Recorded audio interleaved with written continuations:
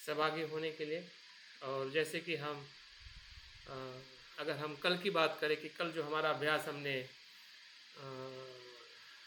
वितर्क के बारे में जो हमने अभ्यास किया था, जिसको इनिशियल थॉट या विचार की शुरुआत, प्रारंभिक विचार या किसी विषय के साथ पहली बार जुड़ना या मन का उसके साथ में मेल होना, या उसको पकड़ना, उस विषय को पकड़ना, या उस विषय के साथ में जुड़ना, यही वितर्क है। और वितर्क को कल हमने आखिरी में, अगर आप लोगों ने जो मैंने नोट्स भेजा है अगर पढ़ा होगा तो आखिरी का जो स्लाइड है ज़रूर आप उसको देखिए कि वितर्क का जो हेतु जो है, दो प्रकार का हेतु है, या दो प्रकार से वितर्क हमारे ध्यान के भीतर ले जाने के लिए हमें मदद करता है। हाँ?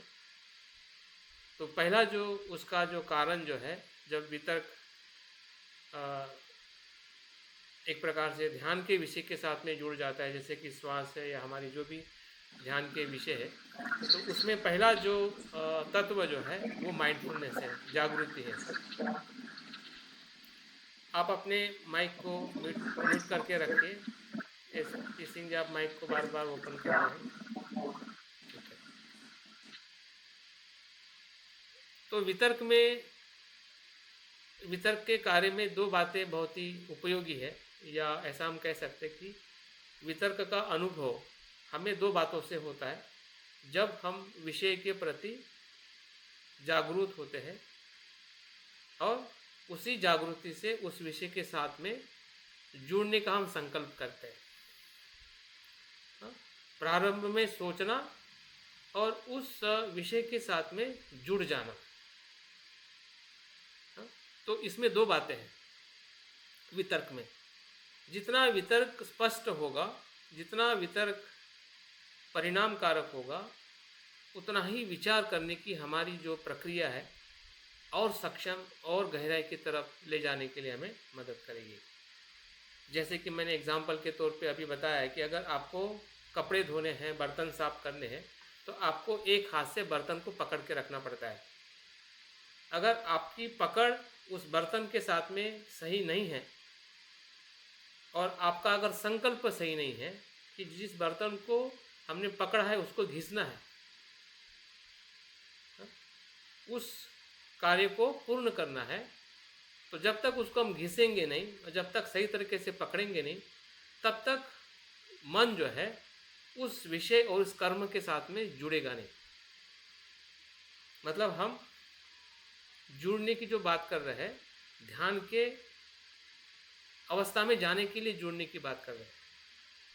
बाकी तो हमारा मन हर जगह पे जुड़ जाता है। हमारा जो ध्यान का मन और संसार में रहने का मन, दो दिशा का मन हमारा काम करता है। जो संसार में जाने वाला मन है वो तो अपने आप ही नीचे चला जाता है। जैसे कि पानी का प्रवाह अगर नीचे की तरफ जाने वाला है तो उसको ज़्यादा प्रयास करने की ज़रूरत नहीं होती है। लेकिन उसी प्रवाह को अगर हमें ऊपर की दिशा में लेके जाना है या उसकी दिशा को अगर बदलाव करना है, तो हमें वहाँ पे विशेष प्रकार की प्रक्रिया को स्थापित करना पड़ता है, जिसके कारण वो पानी का प्रवाह जो है वो विरोध दिशा में जाए, या जिस दिशा में जाए जिस दिशा में उसका विकास होने की संभावना हो। तो सामान्य वितर्क मन में आना और उसमें बह जाना वो अयोनिसो मनस्कार है। हाँ? और अयोनिसो मतलब सामान्य भाषा में उसको अयोग्य वितर्क कहते हैं, अयोग्य। हाँ? क्योंकि उस विचार में या उस वितर्क में जागृति और संकल्प नहीं है, सिर्फ बहना है। जिस दिशा में हमारा मन पूर्व संस्कारों से लेके जाना चाहता है उसी दिशा में हम चले जाते हैं, और वही वितर्क जो है अकुशल विचार बन के अकुशल कर्म करता है। या हमने अभी तक किए हैं और बाद में भी करने वाले हैं। मैं भी करने वाला हूँ, आप भी करने वाले। संसार का हर एक मनुष्य जो है, अगर कोई अकुशल कर्म कर रहा है और हमें परिवार समाज में जो भी दुख, परेशानी, असमानता या गरीबी, जो कुछ भी दिख रहा है इसी मन के उस दिशा के प्रवाह के कारण हो रहा है। इसलिए बौद्ध धर्म में ना आत्मावाद है, ना ईश्वरवाद है, ना नसीबवाद है, ना क्रिया है, ना क्रियाकांड है, ना पाखंड है। पूरी तरह से जो भी सामाजिक, आर्थिक, मानसिक, शारीरिक जितनी कुछ समस्या को हम देख पा रहे हैं, समझ पा रहे हैं, उसका कारण मन की दिशा है। मन का झुकना नीचे की तरफ और मन का विकास करना, जो ध्यान का मार्ग। ध्यान का मार्ग क्या करता है? मन को विकसित करने के लिए उसका प्रवाह बनाता है। और इसलिए वितर्क एक प्रकार से दोनों स्तर पर, दोनों जगह पे विषय है। संसार का विषय भी एक विषय है और धम्म में जो हमें विषय दिया जाता है, ध्यान का विषय हो, शील का है, दान है, मैत्री है, करुणा है, या 40 प्रकार के जो कर्मठान जो है, वो सभी हमारे मन को विकसित करने वाले विषय है। और ये संसार के जितने भी बुराई है या हमारा अकुशल या दुख है, वो नीचे की तरफ जाने वाला धर्म है। ये ऊपर की तरफ जाने वाला धर्म है, जिसको हम ध्यान का मार्ग कहते हैं। तो ध्यान के मार्ग के बारे में हम यहाँ पे वितर्कों को देख रहे हैं। इसलिए हमें समझने की ज़रूरत है कि वितर्क कितना महत्वपूर्ण है। एक प्रकार से हम उसको कैसे कह सकते हैं कि वो टर्निंग पॉइंट है।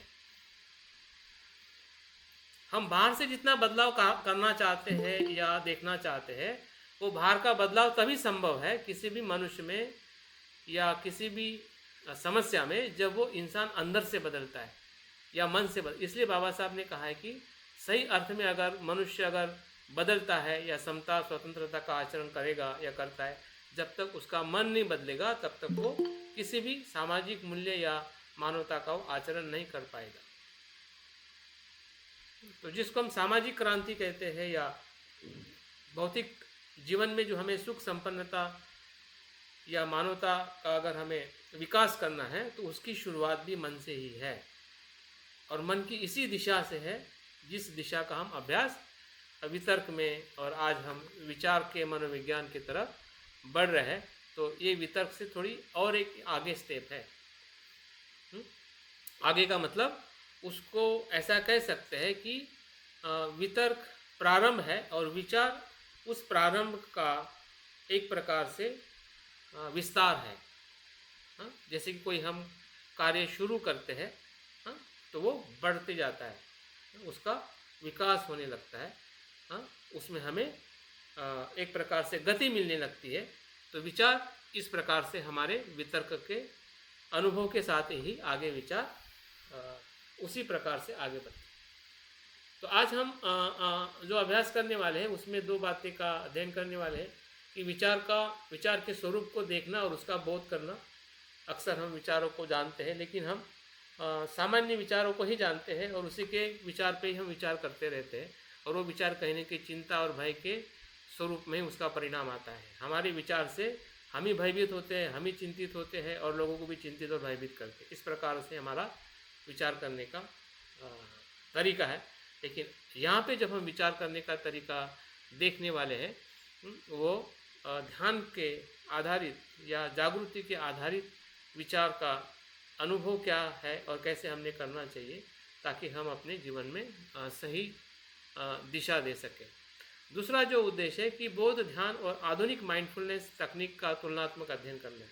क्योंकि हमने जो इस कोर्स की जो बेस जो बनाया है, बुद्ध से लेके आधुनिक जगत तक जो मन का जो अध्ययन करने वाली जो शाखाएं हैं, विद्वान हैं या शिक्षाएं हैं, उसको हम एकत्रित करके हमें देखने की ज़रूरत है, ताकि आज के परिप्रेक्ष्य में हम ध्यान किस प्रकार से मनोवैज्ञानिक क्षेत्र में उसका उपयोग किया जा रहा है, किस नाम से किया जा रहा है, और जो हम स्वयं ध्यान करके एक प्रकार से हम अपने आप का मानसिक सुख या मानसिक शांति को या मानसिक बीमारियों से हम मुक्त होने के लिए जो ध्यान कर रहे हैं, उसका क्या तालमेल है, क्या हम वही कर रहे हैं या उससे बेहतरीन कर रहे हैं, और किस प्रकार से उस ध्यान का आज के आधुनिक जगत में लोगों को बेनिफिट मिल रहा है। तो इसका भी हम इस विषय के माध्यम से समझने वाले हैं।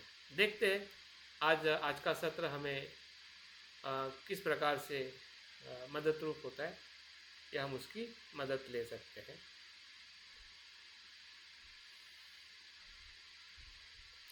मुझे लगता है कि आप सही तरीके से सुन पा रहे हैं मुझे, और सभी अपने कंटिन्यू कीजिए। ठीक है, ठीक है। तो हाँ, विषय का जो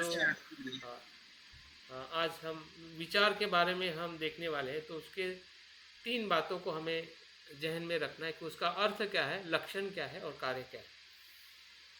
एक एक शब्दों में ही उसका विश्लेषण किया है, लेकिन समझने में इसके बहुत सारे अनुभव हमारे जीवन में हमें देखने पड़ेंगे, क्योंकि हर अनुभव में विचार है। हर अनुभव में आप बोलेंगे कि ये तो इतना ही इसमें बताया जा रहा है, लेकिन ये इतना ही नहीं है, पूरा जीवन इसमें समाया हुआ है। हाँ, मेरा, आपका और हर मनुष्य विचार से प्रेरित होकर ही कर्म करता है। फिर वो कुशल कर्म हो या अकुशल कर्म हो। और विचार की जो ताकत जो है बाबा साहब के जीवन में हम देख सकते हैं। बाबा साहब के पास में अगर कुछ था, या उनके पास ऐसी शक्ति थी, विचार करने की शक्ति। अगर विचार करने की शक्ति, अगर जिसको हम बचपन में भीमा और भीमराव कहते हैं और डॉक्टर अंबेडकर कहते हैं, बाद में उनको बोधिसत्व और बाबा साहब कहते हैं, ये एक व्यक्ति के जीवन में इतना सारा बदलाव अगर कहीं से आया है तो उनकी विचार करने की शक्ति से। तो विचार क्या कर सकता है? वो हमें गुलाम भी बना सकता है, वो भी विचार है। हमारी जो गुलामी जो है उसके पीछे भी बाबा साहब बताते कि हमारा मन ही काम करता है। हम मन के और विचारों के गुलाम होने से गुलाम होते हैं, और मन के विचारों से हम उस मन की गुलामी से और कोई भी प्रकार की गुलामी से हम मुक्त हो सकते हैं। तो हमारी गुलामी हो या हमारी आज़ादी हो, उसके पीछे मानसिक शक्ति या मन को समझने में जो विचार शक्ति जो है, उसका अवलोकन करना या उसकी जो भूमिका, उसके कार्य को समझना हर मनुष्य को ज़रूरी है। जो इंसान अपने जीवन में आगे बढ़ रहा है और अपने जीवन में सफल हो रहा है, तो उसके पीछे अगर कोई बल है तो वो उसका वैचारिक बल है, जिसके कारण वो अपने जीवन में सफल हो रहा है। तो हम भी उसी में से हैं। तो बौद्ध होने के नाते हमारी विचार शक्ति तो बहुत ही बेहतरीन और समग्र और परिणामकारक होनी चाहिए। अगर हम अपने आप को बौद्ध कहते हैं, क्योंकि बौद्ध शब्द में बुद्धि है, तो बुद्धि का मतलब ही विचारशील प्राणी, जो विचार करता है, जो तर्क वितर्क करके विषय को जानता है, और उस विषय को वो छोड़ता है, परित्याग करता है कि जिस विषय से हमारी औरों की हानि होती है, और ऐसे विषय को वो चुनता है कि जिस विषय से खुद का और औरों का कल्याण होता है। तो ये जो विचारों को देखने से और समझने से हमारी जो निर्णय शक्ति जो है वो अपने आप बढ़ जाती है। विचार शक्ति, विचार करने की क्षमता जितनी कमज़ोर रहेगी, उतने ही प्रमाण में हमारी निर्णय शक्ति भी कमज़ोर होगी, और जितनी कमज़ोर होगी तो उतनी ही हमारे कर्म भी जो है उसी प्रकार से हमें जीवन में सफल और विफल बनाएंगे, दुखी और सुखी बनाएंगे। तो हमारा जो जीवन का जो पूरा परिवेश है विचार के इर्द गिर्द ही चलता है, और इसलिए इसका अर्थ अगर देखा जाए कि उसी विषय पर मन बार बार विचरण करना, टिकना और गहराना, इस अर्थ से विचार शब्दों को हमने समझना चाहिए। मतलब क्या है? उस विषय पर, जिस विषय पे वितर्क जुड़ा हुआ है। इसलिए विचार करना और विचार आने में फ़र्क है। विचार आप में बहुत सारे आ सकते हैं, विचार आना आपके हाथ में नहीं है। विचार आने का मूल कारण जो है हमारा अज्ञान और हमारी जो तृष्णाएं हैं, जो हमारी इंद्रियों और विषयों के साथ में जुड़ी है, इसलिए वो विचार आएंगे, अच्छे भी आएंगे, बुरे भी आएंगे। लेकिन बुरे और अच्छे आने के बाद उस किस विषय के साथ में जुड़ता है। अगर मैं यहाँ पे बैठा हूँ और मेरे पास में बहुत सारे विषय हैं, मैं आपको देख रहा हूँ, आपसे बात कर रहा हूँ, पानी पी रहा हूँ, इधर बहुत सारी चीज़ें मेरे पास में है, ये सभी विषय है। अगर मेरा मन में दूसरा विचार आता है, जैसे कि सोने का विचार आ गया कि मुझे सोना है, आलस का विचार आ गया, या आप लोगों को देख के मुझे अच्छा नहीं लग रहा है, या कोई भी परिस्थिति देख के मुझे अच्छा नहीं, ऐसा विचार आ गया, बुरा विचार आ गया। विचार तो ज़रूर आएगा, लेकिन उस विषय के आने के बाद क्या मेरा वितर्क या मेरा प्रारंभिक जो चित्त जो है, क्या उससे जुड़ रहा है? अगर जुड़ेगा तो उसके साथ में विचार करेगा। विचार वहाँ से शुरुआत होता है। मेरे मन में जो विचार जुड़ने का जो मेरा मन कर रहा है, क्योंकि मैं जिस विषय के बारे में मैं सोच रहा हूँ या मैं बताने का प्रयास कर रहा हूँ, तो मेरा मन जो है इस विषय के साथ में जुड़ा हुआ है कि मैंने विचार के बारे में मैं क्या समझ रहा हूँ, मैं क्या जान रहा हूँ, मैं क्या बता रहा हूँ, मेरा अनुभव क्या है, बुद्ध ने इसके बारे में क्या बताया है, धर्म में इसने क्या इसका अभ्यास किया है। तो ये मेरा जो वितर्क होने से उसी के बारे में मैं बार बार सोच रहा हूँ। अगर बार बार नहीं सोचूं तो मैं आपसे बात नहीं कर सकता हूँ। इतनी बात मुझे करने में बड़ी परेशानी हो सकती है। या भाई मैं बात भी करूं तो फिर मैं व्यर्थ बात करूंगा, विषय के भटकी हुई बात करूंगा। बात तो कर लूँगा मैं, लेकिन कभी उसकी बात करूंगा, कभी उसकी बात करूंगा, कभी उसकी। देखिए हमारे बातचीत में कभी कभी आपने ऑब्जर्व किया होगा कि हमारे संवाद में ऐसी बातें होती है, हमारा संपर्क हम आध्यात्मिकता के लिए करते हैं, फिर चालू हो जाते हैं कि वो क्या कर रहा है, वो क्या कर रहा है, वो पॉलिटिक्स अच्छा नहीं है, वो नेता अच्छा नहीं है, ये समस्या है, वो समस्या है। तो मतलब जिसके लिए हम बात करने के लिए बैठे थे, वो विषय का वितर्क छूट जाने से उसके प्रति हमारा विचार करना भी छूट जाता है और हम दूसरे वितर्क के साथ में ही जुड़ जाते हैं और हमारी ऐसी फालतू बातों में ही हमारा समय चला जाता है। विचार उसमें भी है। क्यों वहाँ पे चला गया? क्योंकि वितर्क वहाँ पे आपको कनेक्ट कर दिया। और जिस विषय के साथ में आपको रहना चाहिए, ध्यान में भी ऐसा ही होता है। जब हम ध्यान करने का हमारा विषय श्वास है, ध्यान करने का हमारा विषय मैत्री भावना है, ध्यान करने का विषय यहाँ पे जो है सुनना है, ये सुनना, विषयों को सुनना, ये विषय है। वे कौन सा विषय है आपको पता है कि ध्यान का विषय है, ध्यान का अभ्यास है या मन का अभ्यास है, उसको मुझे सुनना है, ये आपका विषय है यहाँ पे। और उस विषय के साथ में अगर आपका मन वितर्क में उसके साथ में जुड़ जाता है वितर्क के रूप में, तो आप बार बार वो सुनने के लिए आपका मन तैयार होगा, वो विचार है। अगर आपका मन भटक रहा है, सपोज दूसरे विषय में जा रहा है, आपको लग रहा है कि नहीं ये धर्म की बातें क्या हो रही, दूसरी बातें होनी चाहिए, ये समस्या है, वो समस्या है, फिर घर की बात याद आ सकती है या आपके जो पहले किए हुए कर्म है या मन में कुछ भी आ सकता है, क्योंकि मन तो खुला है। उसमें क्या आएगा वो आपके हाथ में नहीं है, लेकिन आपको क्या करना है वो आपके हाथ में। वो क्या आएगा वो तो पहले से ही निर्धारित है कि जो हमारे अज्ञान और तृष्णा से हमने जो स्टोर किया हुआ है ना, वो उसके कारण वो कुछ भी आपके मन में विषय या धर्म उत्पन्न हो सकता है। लेकिन किस धर्म के साथ, किस विषय के साथ हमें वितर्क और विचार के साथ में जुड़ना है। इसलिए वितर्क और विचार हमेशा साथ में है। अगर आपका वितर्क अकुशल विचार के विषय के साथ में होगा तो विचार उसी के साथ में जाएगा।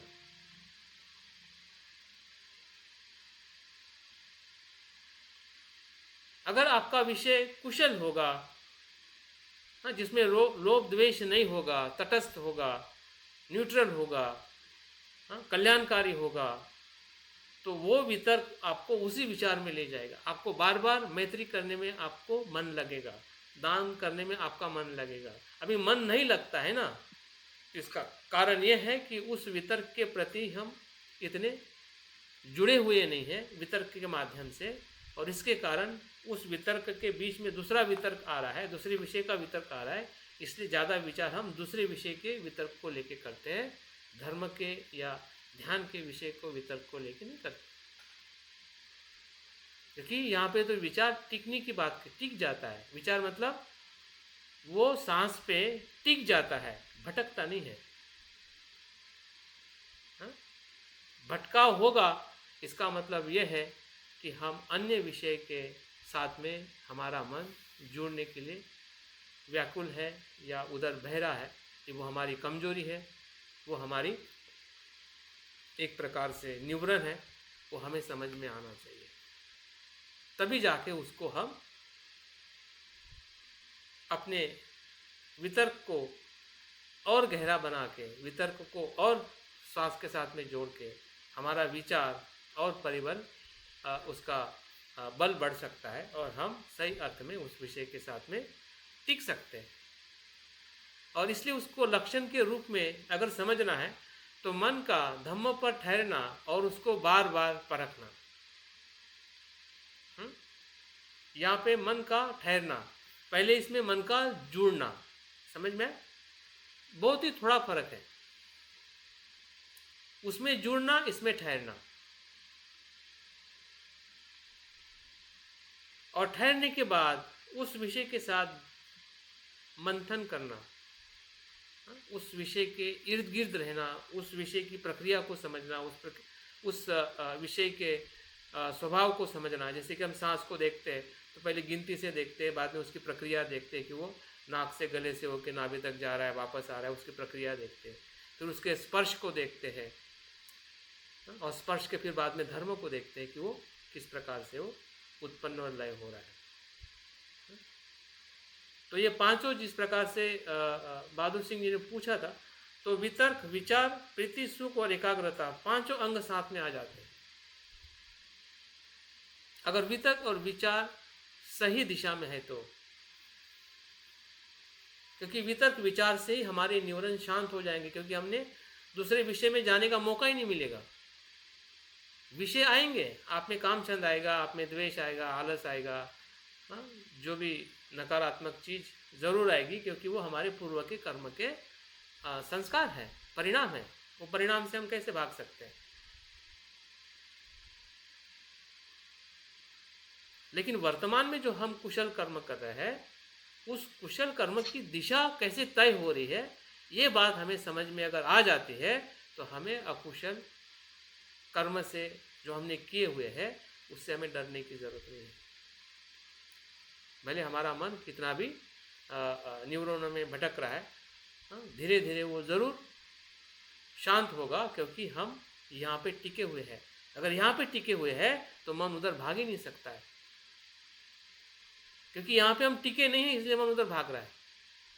टिके क्यों नहीं रहते सर? हाँ, टिके क्यों नहीं रहते? क्योंकि क्योंकि भरे पड़े हैं ना। हाँ नहीं, क्योंकि उसके दो कारण हैं। एक तो जो हमारा ध्यान का विषय है उसके साथ में आपका मन जुड़ नहीं रहा है, या जुड़ने की प्रक्रिया को आप समझ नहीं रहे हैं कैसे जुड़ना है, और इसलिए उस कमजोरी के कारण दूसरा जो विषय आ रहा है, जो भगाने वाला है, न्यूरन के रूप में जो आ रहा है, उसके साथ में आपका मन जुड़ रहा है। तो चंचलता में है मन। हाँ, मन चंचलता में है ना। नहीं, मन चंचल होना वो सही है, मन का कुछ इसमें समस्या नहीं है। समस्या ये है कि आप उस समय किस विषय को आप जुड़ना चाह रहे हैं, आपकी पसंद की क्या है? ध्यान करने की है, या अभ्यास करने की है, या खाने की है, या घूमने की है? क्योंकि उस समय तो आपको एक ही काम कर सकते हैं जिस समय में आप कोई काम कर रहे हैं। तो उस समय की जो हमारी पसंद की जो है विषय की, उसके साथ में नहीं जुड़ने के कारण सब कुछ हमारे भीतर वो सभी आ जाता है जो नहीं आना चाहिए, उसके साथ में ही हमारा पूरा ध्यान शुरू और समाप्त हो जाता है। और सर इसलिए इसका मतलब वितर्क का मतलब साधारण भाषा में ये हो गया कि जैसे विषय हो गया ध्यान, मान लो हम ध्यान के लिए या ध्यान करने के इरादे से जुड़ रहे हैं, तो वो सब वितर्क हो गया। हाँ हाँ, उस विषय के साथ में जुड़ जाना, जो विषय के ऊपर आपको ध्यान करना है। और हम उस पर जो ठहर जा रहे हैं उसको मतलब बिल्कुल बिल्कुल वो बिल्कुल विचार बिल्कुल, उसमें आप रुचि ले रहे हैं वो बार बार रुचि करने है। की। जी रुचि ठीक रुचि है, ठीक उसके साथ में आप इन्वॉल्व हो रहे हैं, एंगेज हो रहे हैं। ठीक है, thank you sir thank engage हो रहे हैं, उसमें आपको आनंद आ रहा है। जो आगे हम देखने वाले हैं उसमें आपको और ज़्यादा गहराई पता चलेगी कि विचारों का पैटर्न और प्रकार हम देखेंगे। यहाँ पे तो सिर्फ हम उसके लक्षण देख रहे हैं ताकि हमारे दिमाग में विचार एक सामान्य विचार बन के नहीं आ रहे हैं। विचार तो हमारे सामान्य है, विचार आते हो जाते हैं, लेकिन वो सामान्य विचार नहीं है, वो हमारे जिंदगी को बना रहे हैं और बर्बाद कर रहे हैं। ठीक है ना, ये विचार हमारे जिंदगी को बर्बाद भी कर रहे हैं और ये आबाद भी कर सकते हैं। अभी बर्बाद कैसे कर रहे हैं वो भी हमें समझना है, और हम अपने आप को आबाद कैसे कर सकते हैं वो भी समझना है। वही ध्यान है। ध्यान का मतलब ये नहीं है कि आप अच्छी अवस्था में ही सुख सुख मिले। ध्यान का मतलब है कि दुख को भी समझे कि दुख क्या है, परेशानी क्या है, निवरण क्या है, उसको समझना भी ध्यान है। हाँ, ध्यान के अर्थों को हमने बहुत सीमित अर्थ से देखा कि ध्यान शांत हो जाए, मन लग जाए, मतलब ध्यान है। ऐसा नहीं है। वो अवस्था आगे आएगी ताकि हमें और आगे ले जाएगी, लेकिन शुरुआत में तो द्वंद्व है। आपको दोनों चीज आपके ध्यान में आएगी और उसको दोनों को समझना है कि ऐसा क्यों और कैसे हो रहा है। उसको हमें अपने जो मानसिक जो बल है, हमारा मानसिक बल क्या है, वह है जागृति, सजगता, है ना। उस सजगता से हमें उस जगह के स्वरूप को समझना है जिसके साथ में हम काम कर रहे हैं। उसके अर्थों को समझना है, उसके लक्षण को समझना है, उसके कार्य को समझना है, उसके महत्व को समझना है। अगर ये चीज़ अगर आप उस विषय के बारे में अगर आप जान रहे हैं, समझ रहे हैं, तो आपको अपने आप ही जागृति से ये समझ में आएगा कि मुझे इधर नहीं जाना है, इधर जाना है। बस वही डायरेक्शन तय करता है जिसको हम विचार कहते हैं। और उसी विचार के साथ में बाकी जितने भी मन की जो शुद्ध अवस्था जो है वो हमारे ध्यान में उत्पन्न होने लगती है। और इसका कार्य जो है स्थिरता और गहराई प्रदान करना है। इसका फंक्शन क्या है विचार का, वो आपको उस विषय के साथ में स्थिर कर देता है, भटकाव अपने आप शांत हो जाता है और गहराई की तरफ ले जाता है। दोनों चीज़ है। जब हम स्थिर होते हैं तभी गहराई में जा सकते हैं। अभी हमें विचार आया बुद्ध होने का, अभी बुद्ध होना इतना सीधा सीधा थोड़ी है विचार। उसको आपको गहराई में देखना पड़ेगा कि बुद्ध होने के मेरे मन में क्या भाव है, मेरा स्वभाव क्या है, मेरा तत्व क्या है। तो उस गहराई में हम कब जाएंगे कि जब हम विचार से स्थिर होंगे। अगर विचार अगर स्थिर नहीं है तो हम किसी भी संकल्प को या किसी भी हम अपने जीवन में जो निश्चित किया है कि मुझे ये बनना है, ये होना है, ये मुझे अपने जीवन में सुख को प्राप्त करना है, फिर वो भौतिक सुख हो या आध्यात्मिक सुख हो, दोनों सुख का संतुलन बौद्ध धर्म में महत्वपूर्ण है। ऐसा नहीं कह सकते ये महत्व का है वो महत्व का नहीं है। अगर भौतिक सुख ही हमारे पास में नहीं होगा तो आध्यात्मिक सुख से हम क्या करेंगे। भौतिक सुख होना भी ज़रूरी है और उस भौतिक सुख के साथ हमें आध्यात्मिक सुख की तरफ आगे बढ़ना है ताकि हम संतुलित होकर अपने लिए और औरों के लिए सही मार्ग बता सकें। और इसलिए उसको उपमा के तौर पे या उदाहरण के तौर पे, जैसे कि मैंने पहले भी बताया कि अगर आप बर्तन साफ करते तो आपका एक हाथ से बर्तन को पकड़ना और दूसरे हाथ से उसको साफ करना वो विचार और वितर्क का प्रतीक है। यहाँ पे उदाहरण दिया है कि चक्की का पार्ट जो लगातार घूमता है, अगर आपने चक्की को देखा है जहाँ पे आटा पिसा जाता है तो उसका लगातार घूमना एक प्रकार का विचार का प्रतीक है। कुछ अट्ठकथा में और एक उदाहरण दिया है कि जैसे कि पक्षी जो ऊपर अपने पंखों को सिकोड़ के उड़ता है, पहले वो पंख नहीं हिलाता है, वो हवा के भीतर जाता है और हवा के भीतर जाना मतलब एक प्रकार से उसका वितर्क है।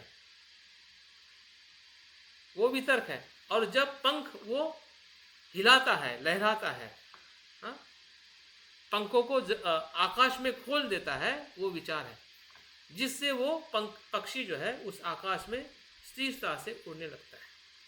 हाँ, वैसे ही हमारे वितर्क और विचार का जो संबंध है वो बहुत ही गहरा है, लेकिन उसकी जो उसका जो प्रारंभ जो है और उसका कार्य जो है, दोनों में वो अलग अलग है।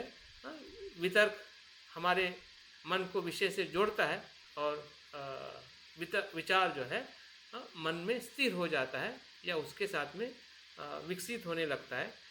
इस प्रकार से हमने विचार को देखना चाहिए, ताकि हम ध्यान में या ध्यान के बाहर भी हम उसको अच्छी तरह से समझ सके कि वैचारिक शक्ति का अर्थ क्या है।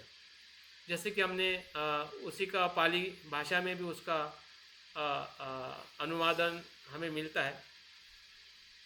मन का किसी विषय पर ठहरना, विचार करना, सतत मानसिक अनुप्रयोग करना, जिस ध्यान वस्तु की ओर मन को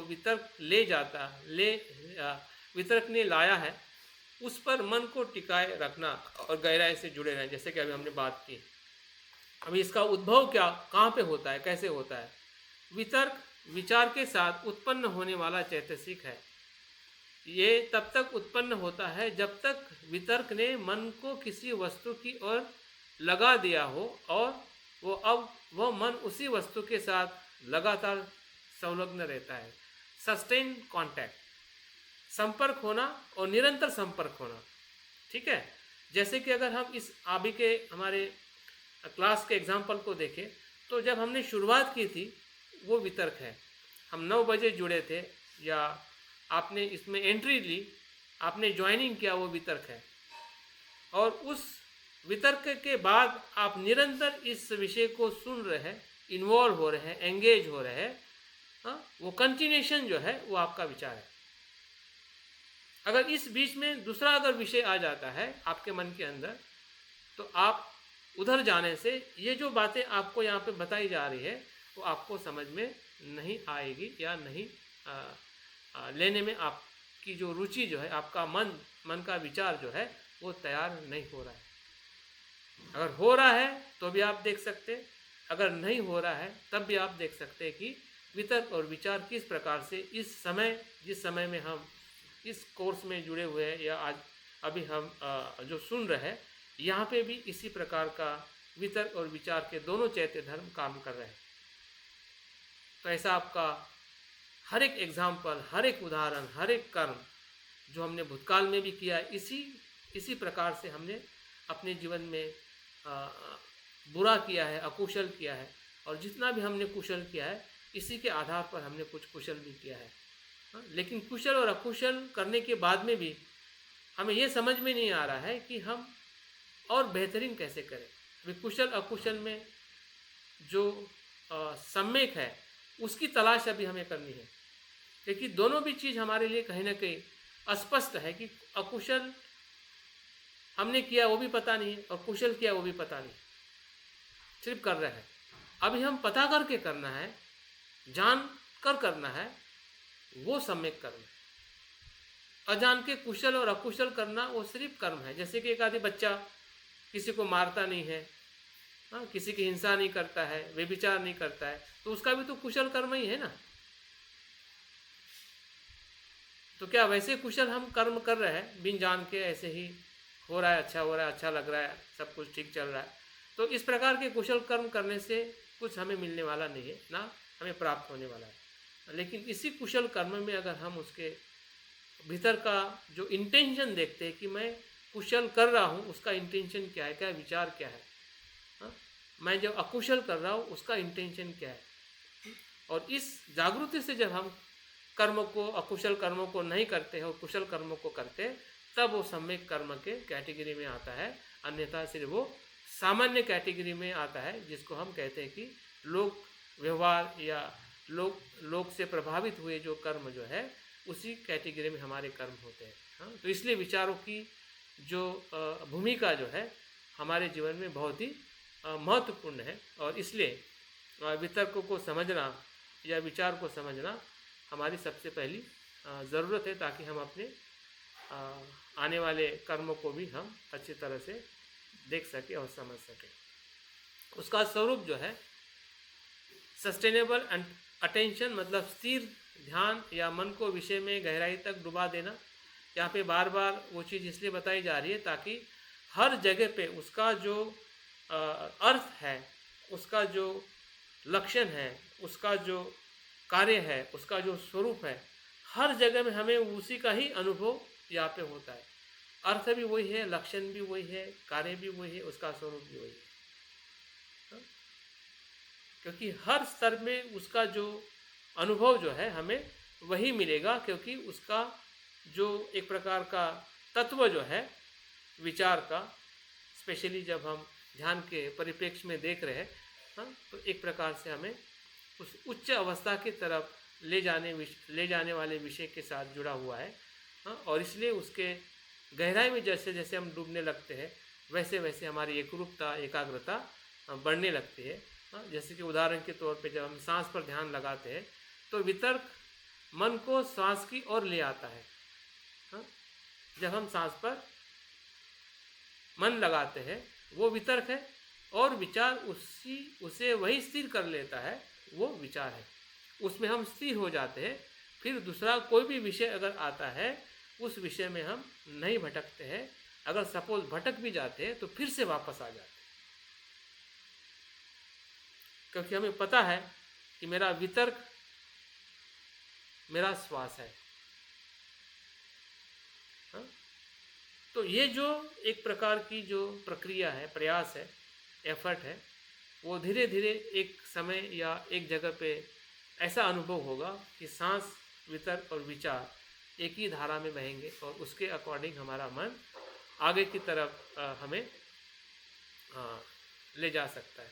जब हम किसी समस्या पर बार बार चिंतन करते हैं तो विचार उस विषय को मन में टिकाए रखता है। अभी यहाँ पे चिंतन शब्द आया है, जिसको मैंने आगे के स्लाइड में, आखिरी स्लाइड में विचार और चिंतन का भेद करके या साम्य करके उसको समझने का हम प्रयास करेंगे।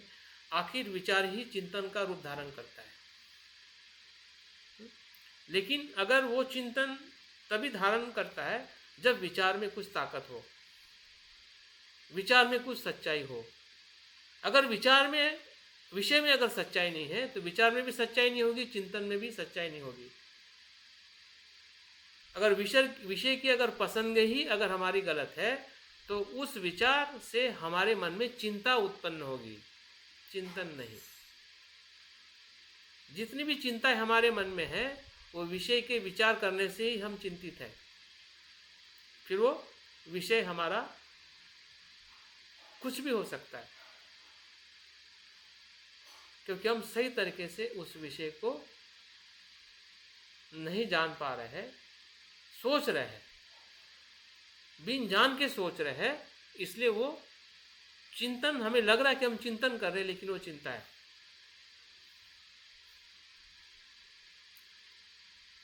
हमने चिंता और चिंतन में भेद देखना चाहिए। अगर हम विचार के उस दिशा में जा रहे हैं तो हमें चिंतित नहीं होना है, हमें चिंतन के स्तर पे आगे ले जाने के लिए हमें अपने विचारों का इस्तेमाल करना है। ये अंग जो है विचिकित्सा, संदेह या शंका नामक जो न्यूरन धर्म का दहन करता है, मतलब एंटीडोट है। हमारे मन में जो भी विचिकित्सा आती है कि बुद्ध मैं बनूंगा कि नहीं बनूंगा, इस जन्म में मैं जो बना हूँ क्या अगले जन्म में मैं कैसा रहूँगा, मेरे कर्म का परिणाम है या नहीं है, निर्वाण है या नहीं है, बुद्ध हुए थे या नहीं हुए थे, क्या ध्यान से मैं, समाज बदलेगा क्या, समाज सुखी होगा क्या, ये सभी जो शंकाएं जो है हमारे जीवन की और जो हम आचरण कर रहे हैं उसकी, वो सभी शंकाएं शांत हो जाती है। इसका शांत होने का मतलब हमारा कॉन्फिडेंस लेवल बढ़ जाता है। आज हमारे पास में विश्वास है लेकिन कॉन्फिडेंस नहीं है, हम स्पष्ट नहीं है, बुद्ध के बारे में भी स्पष्ट नहीं है, धम्म के बारे में भी स्पष्ट नहीं। बहुत सारे सवाल हमारे मन में अभी भी शंका के रूप में काम कर रहे हैं। तो वह शंका कब जाएगी, कैसे जाएगी? जब तक हम अपने मन को हाँ, एक सकारात्मक विषय के साथ में जुड़ के जब तक हम उसको शांत नहीं करेंगे, सही तरीके से विचार नहीं करेंगे, तब तक हमारे मन में से शंकाएं जाने वाली नहीं है। और वही शंका हमारे जीवन में बार बार आएगी और बार बार हम उसी जगह पे बैठे रहेंगे जिस जगह पे हमने शुरुआत की थी। हमें लगेगा कि हम चल रहे हैं, लेकिन चलना हमारा उस बैल के घूमने जैसा होगा। जो तेल निकालने के लिए घानी में जो बैल को इस्तेमाल किया जाता है वो भी चलते रहता है दिन भर रात भर, और हमें भी लगेगा कि हम भी चल रहे हैं। हमारी जो उम्र हुई है हमें दिखाएगा कि हम तो चलते आ रहे हैं जब से हमने बौद्ध धर्म लिया है या हम आचरण कर रहे हैं। लेकिन कैसे चल रहे हैं? वो चलने की जो हमारी गति है, कहीं वो चक्रकार तो नहीं है? फिर उसमें हमारा दान, शील, ध्यान सब कुछ आ गया। तो उस गति को हमें समझना पड़ेगा, किस गति से हमारे कर्म या हमारा मन जा रहा है। और इसलिए अगर बौद्ध दृष्टि से या बुद्धिज़्म में अगर हम विचारों का प्रकार देखते हैं तो दो प्रकार के विचार से हम उसको देख सकते हैं, जिसको हम धम्म विचार कहते हैं। जैसे कि अभी तक हमने उसी की बात की कि जो हमारे ध्यान के जितने भी विषय है या बुद्ध ने जो धम्म बताया है, बुद्ध ने 3 शब्दों में धम्म बताया है। सब पापस्य अकर्णम, जो भी अकुशल है उसको नहीं करना, वो एक धर्म है। कुशलस्य उपसंपदा, जो भी कुशल है उसको संपादन करना। अस्वचित्त पर्योदपनम, और मन को शुद्ध और विमुक्त करना। यही बुद्ध का शासन है, यही बुद्ध की शिक्षा में या बौद्ध धर्म में यही 3 प्रकार के विचार हैं। इस 3 प्रकार के विचारों के साथ हमें चिंतन करना है, कि कुशल क्या है। तो कुशल पे केंद्रित करके हमने विचारों को गहराई में ले जाने का हमने प्रयास करना चाहिए। फिर हमारा वो शील हो, दान हो, या जो भी हमारे भीतर अच्छाई है, मैत्री है, करुणा है, जागरूकता है, स्मृति है, हजारों लाखों गुण है बौद्ध धर्म में।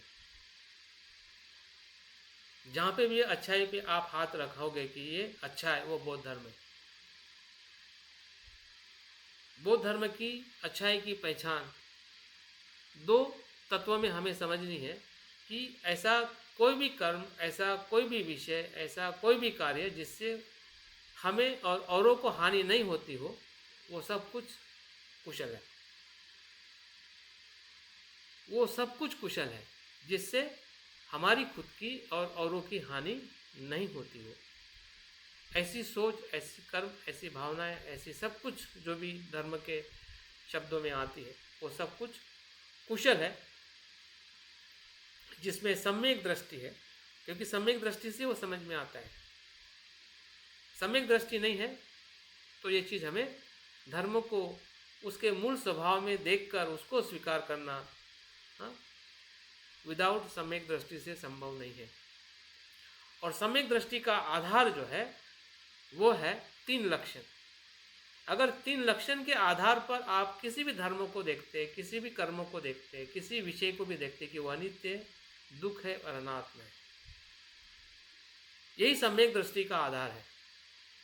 अगर इसके विपरीत हम देखते हैं तो असम्यक दृष्टि है, वो अकुशल धर्म है। और उस अकुशल धर्म का हमें त्याग करना है, जिसमें लोभ, द्वेष, मोह या असत्य पे आधारित है। ऐसे चित्त का, ऐसे धर्म का या ऐसे कर्म का हमें क्या करना है?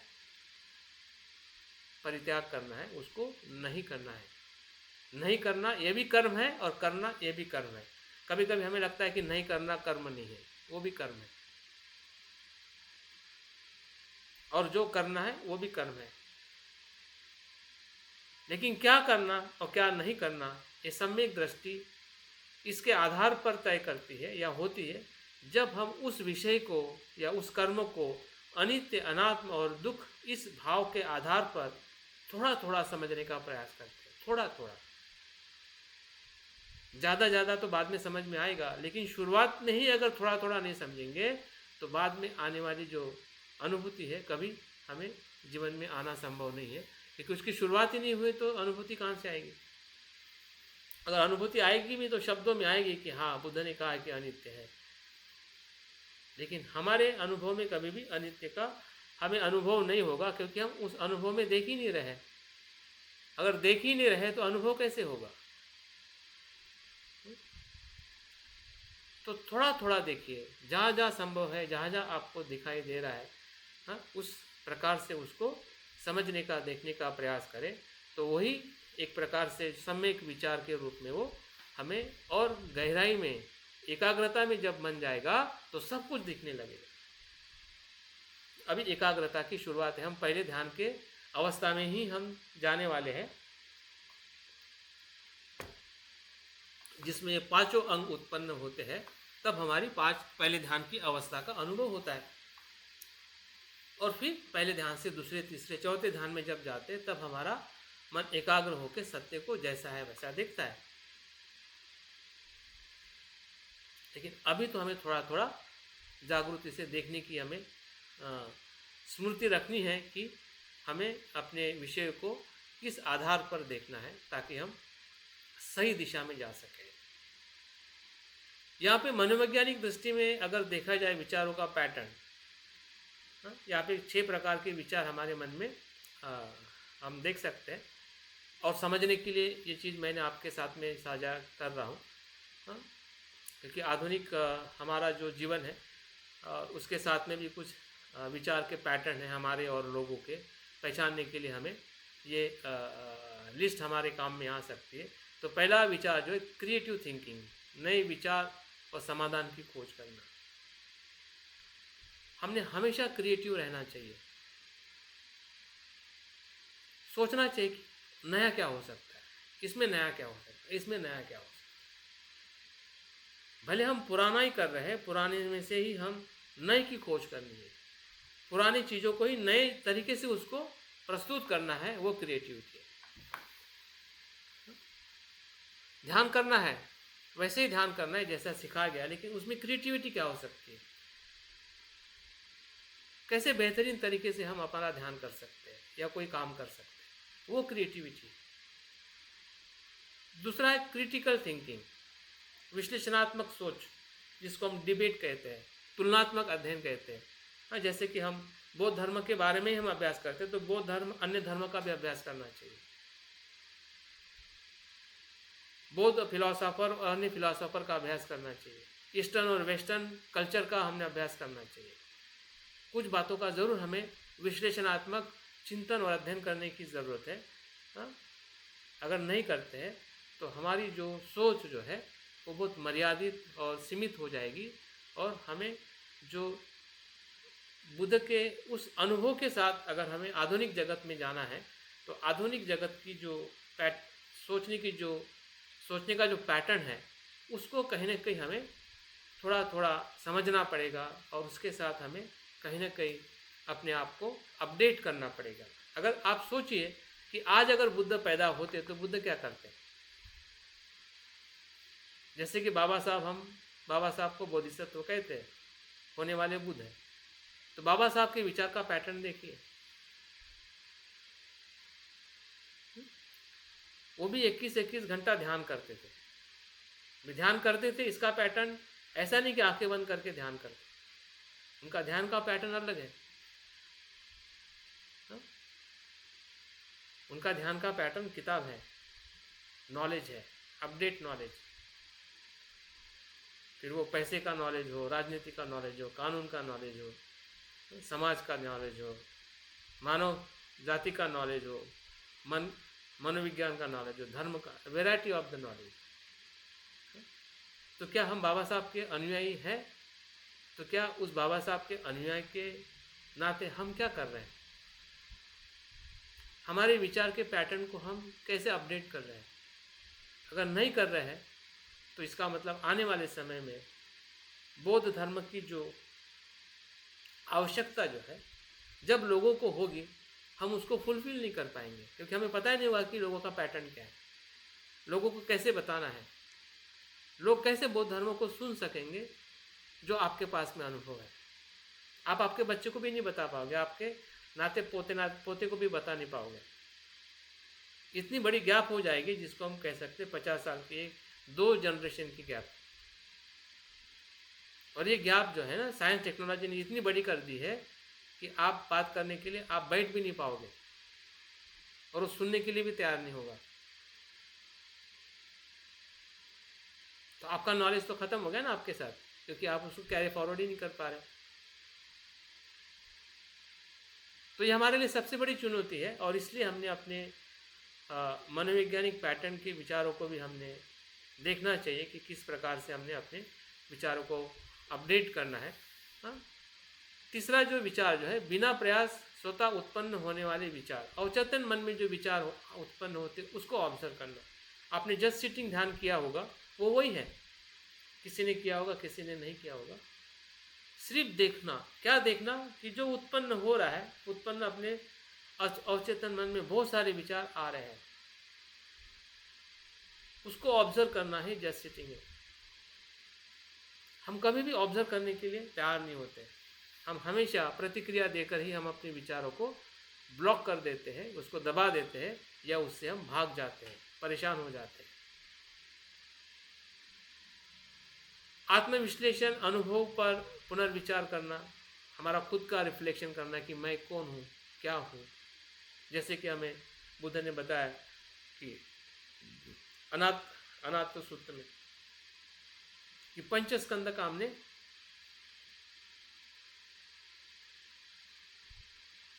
चिंतन करना चाहिए कि मैं कौन हूँ, मेरा रूप क्या है, मेरा वेदना क्या है, मेरी संज्ञा क्या है, मेरा विज्ञान क्या है। हाँ? तो ये भी एक विचार करने का पैटर्न है। सिर्फ सांस को देखना, मैत्री भावना ही विचार का पैटर्न नहीं है, वो हर जगह पे हमें बुद्ध ने तो हर जगह पे बताया है। और आज का मनोविज्ञान भी हर जगह पे अपने विचारों को उसका इम्पोर्टेंस देके हमें बता रहा है।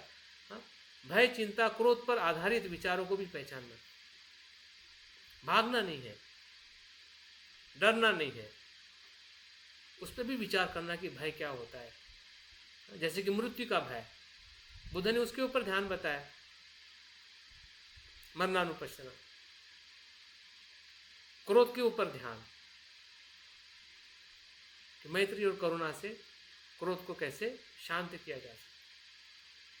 और सकारात्मक, जैसे कि सकारात्मक, मैत्री, करुणा, समाधान, उत्साह से जोड़ने वाले विचार, जिसको हम पॉजिटिव थिंकिंग कहते हैं। और इसी पॉजिटिव थिंकिंग के अनुभव पे नई मनोविज्ञान में शाखा विकसित हुई, जिसको पॉजिटिव साइकोलॉजी कहते हैं। इसके पहले पॉजिटिव साइकोलॉजी नहीं थी, सब निगेटिव साइकोलॉजी थी कि जो मन में जो विकार उत्पन्न होते हैं उसको कैसे दबाना है, उसके ऊपर कैसे उपाय करना है, उस प्रकार का मनोविज्ञान था। जब बौद्ध धर्म के संपर्क में जब विद्वान आए तब लगा कि पॉजिटिव भी कुछ है मन में, सिर्फ बुरा बुरा बुरा बुरा पे ही बुरे की ही बात करना या विकार या रोगों की बात करना, ऐसा ही मन नहीं, उसमें पॉजिटिविटी भी है। और उसके माध्यम से जब वो बुद्ध की शिक्षा के संपर्क में आए, ध्यान के संपर्क में आए, तो वहाँ पे एक नई शाखा उत्पन्न है जिसको हम पॉजिटिव साइकोलॉजी कहते हैं। मन की सकारात्मकता को देखना और उसका विकास करना, जो हम मैत्री भावना में और बौद्ध पूरे आचरण में हम वो करने का या देखने का हम प्रयास करते हैं। सर ये जरा चौथे पे एक बार फिर से वो कर दीजिए। क्या चीज? चौथा जो है, चौथा क्या है इसमें? चिंतन। हाँ, चिंतन, रिफ्लेक्शन, थिंकिंग, रिफ्लेक्ट, आत्मविश्लेषण, अनुभवों पर पुनर्विचार। हाँ, ये इसके थोड़ा सा अनुभव पर पुनर्विचार मतलब जो आपको अनुभव हो रहे हैं, है ना। जैसे कि अभी आपको द्वेष का या मैत्री का अनुभव हो रहा है, ठीक है, तो उस अनुभव को फिर से सोचना कि वो क्या है ना। क्या वो वैसे ही है जैसे वो होना चाहिए, जैसे कि हम मैत्री भावना करते हैं और लगता है कि हम मैत्री भावना कर रहे हैं, लेकिन उस मैत्री भावना के अनुभव पर फिर से विचार करना चाहिए कि इससे भी बड़ी कुछ मैत्री भावना हो सकती है क्या। मतलब अगर वो परिणाम कारक नहीं हो रहा है, हाँ हाँ, बिल्कुल बिल्कुल, तब तक आपको पुनर्विचार करना है कि जब तक उसका जो लिमिट है अनलिमिटेड ना बने,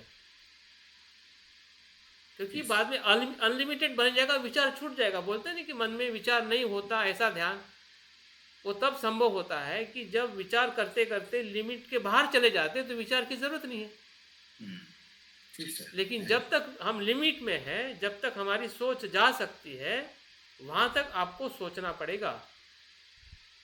और इसलिए बौद्ध धर्म, बाबा साहब कहते हैं, 2 सिद्धांत पर आधारित है, तर्क और अनुभव। बिन तर्क से अनुभव अंधा है, वो अनुभव नहीं है। और सिर्फ तर्क ही रहना, उसमें अनुभव ना होना, वो तर्क भी किसी काम का नहीं है। ठीक है ना? तो तर्क और अनुभव और तर्क, इसका बैलेंस बौद्ध धर्म है। इसका एक्सट्रीम जो है, 2 अलग अलग अनुभव है। जिसको तर्क में जाता है रैशनलिस्ट बन जाता है, जो अनुभव में जाता है वो ईश्वरवादी बन जाता है। ठीक सर, थैंक यू सर। लेकिन बौद्ध धर्म जो है, दोनों का संतुलन है। और दोनों के संतुलन के साथ अगर हमें आगे बढ़ना है तो हमारी जो चिंतन करने की जो प्रवृत्ति जो है, जिसके बारे में मैं आगे स्लाइड में उसका विश्लेषण किया है, तो उसको लेके आप और ज़्यादा उसका समझ पाओगे।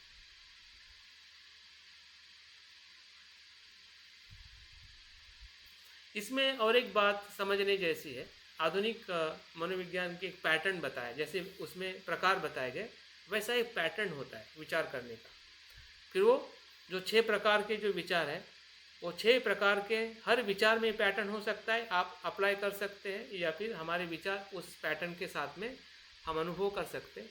पहला जो पैटर्न मतलब एक प्रकार से प्रक्रिया, ठीक है, कि उस विचार के स्तर में किस प्रकार का पैटर्न होता है। जैसे कि कपड़े में एक पैटर्न होता है, कपड़े तो सभी कपड़े होते हैं, ठीक है, लेकिन उस कपड़े में डिज़ाइन अलग अलग होती है, किसी में फूल होते हैं, किसी में स्क्वायर होता है, किसी में कुछ होता है, उसको पैटर्न कहते हैं। ठीक है, कपड़ा तो कपड़ा ही है, विचार तो विचार ही है।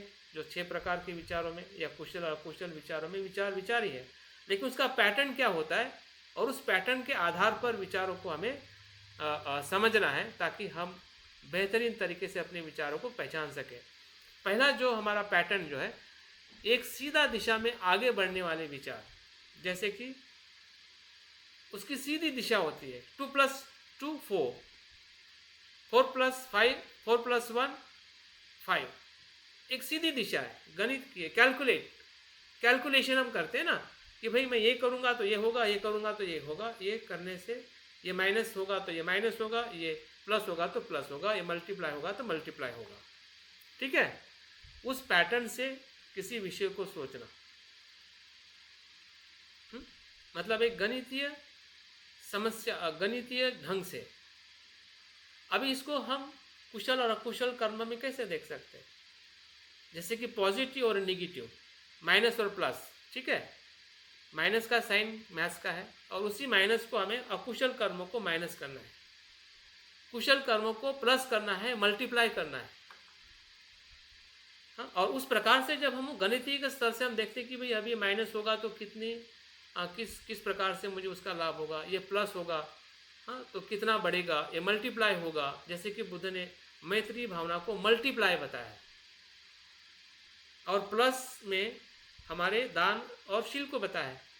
अगर आप शील का आचरण करते हैं, शील का विचार करते हैं, तो आपको प्लस कैटेगरी में उसका बेनिफिट मिलेगा। लेकिन उसी ही कुशल कर्म में अगर मैत्री भावना करते हैं तो 100 गुना मिलेगा। तो कैलकुलेशन हो गया ना वो। आपने देखा होगा कि बुद्ध की शिक्षाएं जो है इसी पैटर्न में है। अंगुत्तर निकाय क्या है? अंगुत्तर निकाय गणितीय पैटर्न है कि 1 मतलब क्या, 2 मतलब क्या, 3 मतलब क्या, ताकि आप उसको उस प्रकार से विचार कर सके कि 1 का मतलब ये होता है। और उस पैटर्न में जो थॉट्स आ रहे हैं, 1 में, 2 में जैसे कि नाम रूप आता है तो नाम रूप का आपने विचार करना चाहिए। 3 में आता है कि अनित्य अनात्म दुख बुद्ध धम्म संघ, तो उसके पैटर्न में आपने उसका एक के बाद एक, दूसरा, तीसरा, इस प्रकार से हमने चिंतन करना चाहिए कि बुद्ध क्या है, धम्म क्या है, संघ क्या है, क्योंकि वो कंटिन्यूशन है। बुद्ध है जहाँ पे धम्म है, जहाँ पे धम्म है वहाँ पे संघ है। तो वो एक सीधा सीधा विचार करने का पैटर्न है। दूसरा जो पैटर्न जो है, एक विचार से दूसरा विचार जुड़ा जाता, एक विचार से दूसरा विचार जुड़ना, ये कैसे आप देख पाओगे? जैसे कि अष्टांगिक मार्गों को हम 3 विचारों में विभाजित करते हैं, प्रज्ञा, शील और समाधि। ठीक है, प्रज्ञा, शील और समाधि। तो प्रज्ञा क्यों जरूरी है आपके शील के लिए? शील क्यों जरूरी है आपके ध्यान के लिए? क्योंकि एक से दूसरे का जुड़ा, ठीक है। उस पैटर्न में जैसे कि हम निदान की हम बात करते हैं कि अज्ञान होने से संस्कार होता है, ये भी जुड़ा है। हाँ? अज्ञान होने से विज्ञान होता है, वो जुड़ा है। और उस पैटर्न से हम अपने विचारों को बेहतरीन कर सकते हैं। हम समझ सकते हैं कि हमारे विचार किस प्रकार से हमें सोच रहे हैं। बार बार एक ही विचार पर लौटना, अभी ये चिंता भी हो सकता है और चिंतन भी हो सकता है। अगर वो विचार अकुशल है, हानिकारक है, अगर गलत ढंग से हम उसका विचार कर रहे हैं तो चिंता हो जाएगी। अगर उसी विचार पे अगर हम बार बार चिंतन कर रहे हैं, फिर हमारा द्वेष हो सकता है, लोभ हो सकता है, मैत्री हो सकती है। तो वो एक प्रकार से वो चिंतन हो जाएगा। अगर हम उस विचार के साथ में बार बार सोच रहे हैं, एक विषय से कई संभावनाएं उत्पन्न करना, क्रिएटिविटी। हमारा जो सोचने का पैटर्न जो है, हम एक चीज करें और उसमें से बहुत सारी संभावना निर्माण हो। उदाहरण के तौर पे जब हम कोई टीम वर्क करते हैं, काम एक ही होता है, लेकिन उस टीम वर्क से बहुत सारे लोगों को बेनिफिट मिलता है। जैसे कि कोई हम शिविर का आयोजन करते हैं या कोई मिलके कुछ काम करते हैं, तो काम तो एक ही है, लेकिन उस क्रिएटिविटी में बहुत सारे लोग उसका लाभ लेते हैं। एक विचार से बहुत सारे लोग उसमें लाभान्वित हो जाते हैं, क्योंकि उसके पीछे जो आपका जो क्रिएटिविटी, जो थिंकिंग था, वो उसमें काम आता है कि किस प्रकार से इस कर्म से या इस विचार से लोगों को बेनिफिट मिले। कई संभावनाओं में से एक समाधान चुनना, डिसीजन मेकिंग, ये भी एक पैटर्न। जब आप सोचते सोचते एक डिसीजन पे आते हैं कि भाई मुझे ये नहीं करना, यही करना, इसी के साथ आगे बढ़ना है। और ध्यान के लिए तो ये बहुत ज़रूरी होता है। ध्यान के समय हमें बहुत सारे विचार आते हैं कि ये करेंगे, वो करेंगे, ये बाकी है, वो बाकी है। बहुत सारी शंकाएं आती है कि सही में इससे सब कुछ होगा क्या जो मुझे और समाज में चाहिए। लेकिन जब आपने अपने विषय को पसंद किया है और आपको अगर विश्वास है कि इस विषय से ये पूरा समाधान होने वाला है, बुद्ध ने अगर किया है, बुद्ध के बाद जितने भी लोगों ने किया है, तो मैं भी तो उसी प्राणी जगत से, उसी मन से हूँ, तो मैं क्यों नहीं कर सकता? डिसीजन लेना कि हाँ मैं भी कर सकता हूँ। लेकिन डिसीजन लेने में कहीं ना कहीं हमारे विचारों को हमें बहुत ही अच्छी तरह से उसको घिसना पड़ेगा या उसका ऊपर मंथन करना पड़ेगा, तब जाके हमारा जो डिसीजन का जो विचार जो है किसी के भी बारे में हम पूरी तरह से ले सकते हैं। तो मुझे लगता है कि समय हो गया है। अब कल के वर्ग में हम विचार और चिंतन को लेके आगे बढ़ेंगे, क्योंकि ये विषय बहुत ही समझने जैसा है कि विचार ही चिंतन है या चिंतन ही विचार है। विचार चिंतन कब बनता है और किस प्रकार से वो चिंतन में साम्य और साम्यता है, एक दूसरे को कैसे वो विकसित करता है, इसके बारे में कल के सत्र में हम देखेंगे। अभी जो कुछ भी हमने समझा है या समझने का जो प्रयास किया है, वो यही है कि हमारा विचार, ध्यान का विचार या किसी भी विषय का विचार कब होता है, कैसे होता है, क्या उसका लक्षण है, क्या कर्म है, क्या उसका कार्य है, और कितने प्रकार के विचार हमारे बौद्ध दृष्टि से या फिर मनोवैज्ञानिक दृष्टि से कैसे विचार है, उस विचारों से कहीं न कहीं हम गुजरे हुए हैं। कुछ न कुछ हमें अपने आप को देखते हुए कुछ समझ में आ रहा है कि हाँ इस प्रकार के विचारों को मैं देख पा रहा हूँ। अगर नहीं भी समझ में आ रहा है तो हमें समझने का आगे प्रयास करने की ज़रूरत है। अगर हमें सही अर्थ में अगर आगे बढ़ना है तो आगे बढ़ने का मार्ग ही यह है, दूसरा कोई मार्ग नहीं है। यहाँ पे हम रुक नहीं सकते। अगर हमें आगे बढ़ना है तो निश्चित ही हमें इसको समझ के ही आगे बढ़ने का हमें साहस करना पड़ेगा। और विश्वास रखिए कि हम बौद्ध हैं और बौद्ध साहसी होते हैं, योद्धा होते हैं। और हमारी जो वीर्य है, हमारी जो शक्ति है, इसी ही मन को समझने से ही हम और ज़्यादा वीर्यवान और शक्तिमान बनते हैं, शक्तिशाली बनते हैं। और इसलिए हमारी जो परंपरा जो है, श्रमण परंपरा से जुड़ी हुई परंपरा है। श्रमण का अर्थ ही है श्रम करना, और श्रम करने का जो मतलब है वो प्रयास करना और वीर्य के साथ प्रयास करना, ताकि हम अपने जीवन में अपने लक्ष्य को हम प्राप्त कर सके, या हमें वो सब कुछ हम अपने लिए औरों के लिए दे सके जो कल्याणकारी है, जो लाभकारी है। तो मैं अपनी बात यहाँ पे आज के इस क्लास में मैं पूर्ण करता हूँ। और जो कुछ भी आपकी समझदारी है या कुछ नहीं समझा है तो ज़रूर आप कल के सत्र के लिए कुछ प्रश्न बना के रखें, ताकि हम कल के सत्र की शुरुआत आपके प्रश्नों से कर सकें। बहुत बहुत साधुवाद। Thank you very much. सभी के लिए शुभ रात्रि।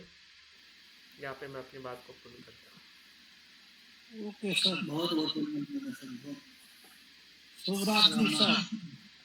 रवि।